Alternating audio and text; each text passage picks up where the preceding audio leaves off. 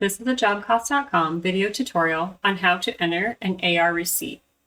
In the main cabinet, go to Accounts Receivable, click on AR Receipt List, select the blue Add button to create a new receipt. From here, select the customer from the dropdown to apply the receipt to. Enter the check number, deposit ticket number, receipt date.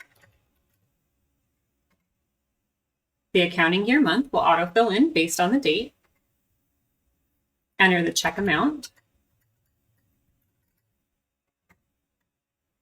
and choose the correct bank account from the dropdown that the money was deposited into. Any open invoices for this customer will show in the description fields below. Check the Pay box for all corresponding invoices the payment is to be applied to. If you only want to apply a portion of a receipt to a particular invoice, click on the drill down arrow on the left-hand side next to the invoice number you wish to drill into.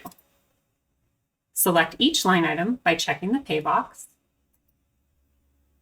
From here, the applied amount may be changed.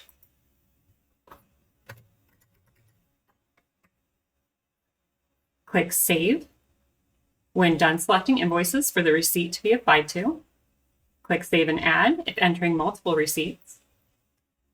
Click Save and Close if completely done entering receipts. It will close the current AR Receipt tab.